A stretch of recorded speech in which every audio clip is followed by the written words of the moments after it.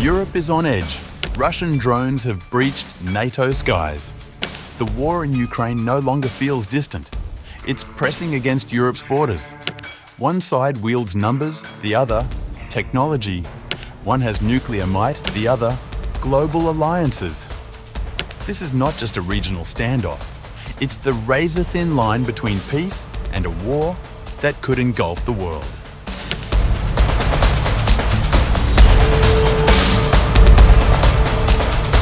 The balance of military power between Russia and Europe is not just a regional question.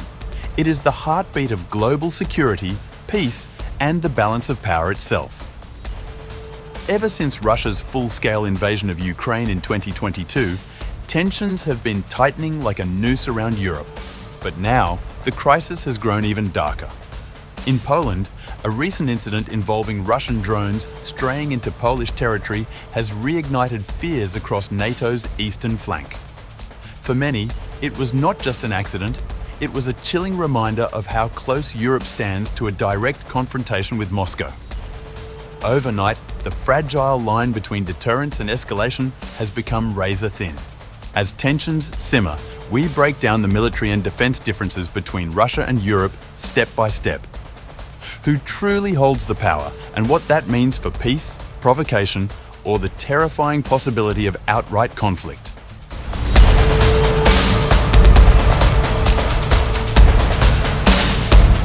Picture two neighbours with very different levels of security in their homes.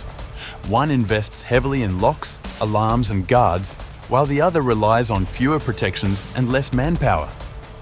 Knowing which neighbour is better prepared helps predict whether disputes will stay small or spiral into bigger conflicts.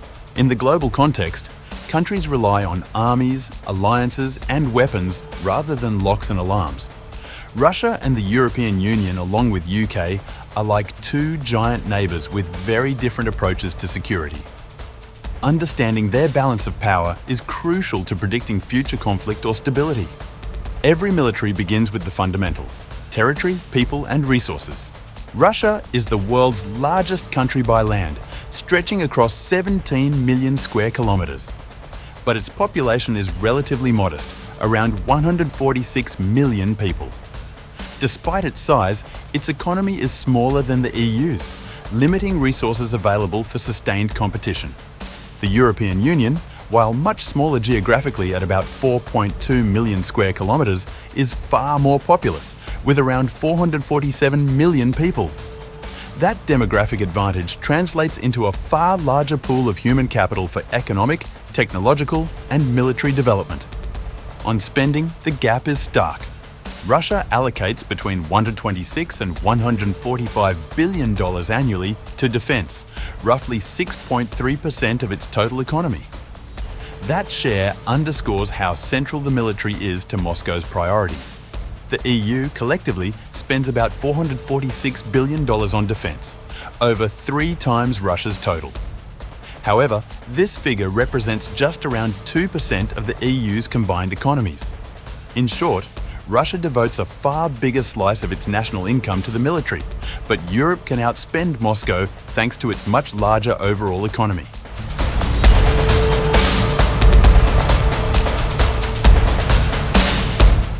Budgets matter, but soldiers form the backbone of any military. Russia fields between 1.13 and 1.5 million active personnel, with another 2 million in reserves. It relies on conscription, mandatory service for men aged 18 to 27, ensuring a steady flow of trained recruits and reservists. This creates a system akin to a compulsory neighbourhood watch, always ready to be mobilised. The EU maintains about 1.47 million active personnel, plus 1.3 million in reserves. Unlike Russia, most EU countries rely on voluntary service. The model produces professional and well-trained forces, but lacks the same compulsory mobilisation pipeline. The comparison is revealing. Russia has a larger reserve force ready to be summoned quickly, while the EU depends on highly trained but less universally obligated volunteers. On the ground, Tanks and armoured vehicles remain vital to offensive and defensive capabilities. Russia commands about 12,000 tanks, mostly T-72s and T-90s, supported by more than 28,000 armoured vehicles. The EU collectively fields around 5,000 tanks, including German Leopard 2s, British Challengers and French Leclercs, alongside about 15,000 armoured vehicles. Russia holds numerical superiority, but many of its tanks are older models. European forces, while smaller, often rely on technologically advanced systems.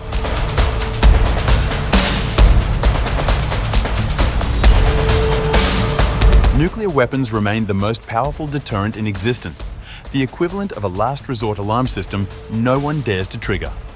Russia possesses the world's largest arsenal, with around 6,490 nuclear warheads, including roughly 1,600 deployed and ready to fire.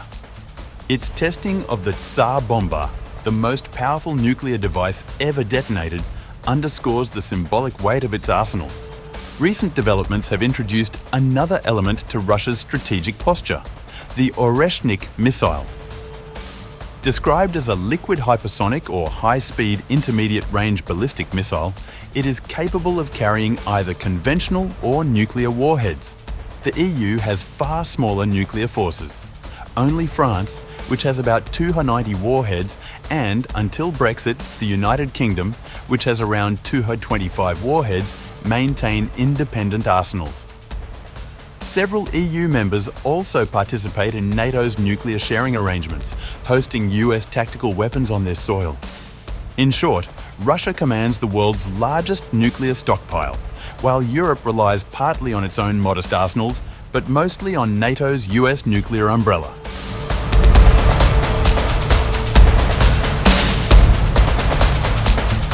Air power provides speed, reach and deterrence, akin to rapid response drones in a neighbourhood watch system. Russia operates roughly 1,100 combat aircraft, including advanced jets such as the Su-35 and its stealth prototype, the Su-57.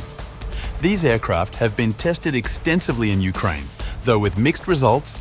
The EU has over 1,000 modern combat aircraft, including Eurofighter Typhoons, French Rafales, and a growing fleet of US-built F-35 stealth fighters. While raw numbers are close, Europe benefits from advanced integration and technology. When NATO as a whole is considered, the disparity grows in Europe's favour. But even within the EU alone, Europe's fleets are increasingly modernised and technologically advanced.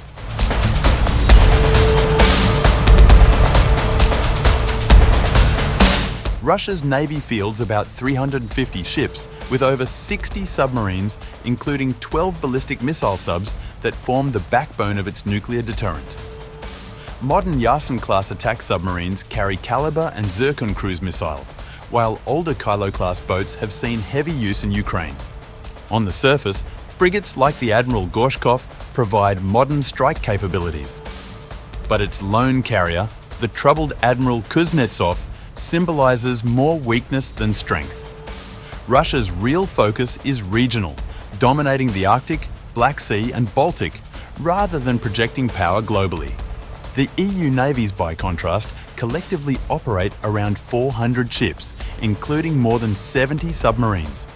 France leads with the Charles de Gaulle, the only nuclear-powered carrier outside the US, backed by Italy and Spain's strong fleets.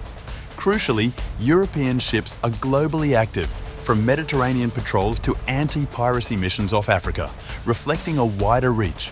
Modernisation programs and NATO integration ensure Europe's fleets remain advanced and better distributed worldwide, giving the EU an edge in maritime presence even if Russia dominates certain regional waters.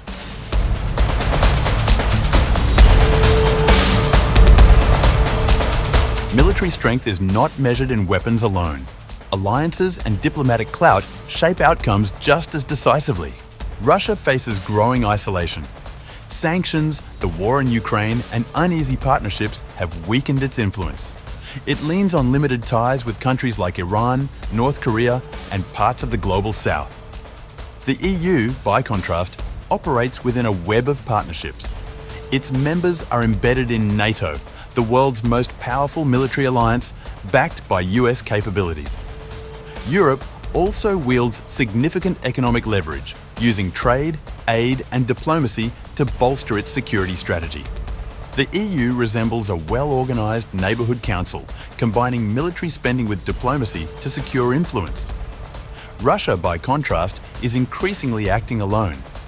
Russia stands as a military heavyweight, armed with vast nuclear stockpiles, sizable ground forces, and a conscription-driven manpower system.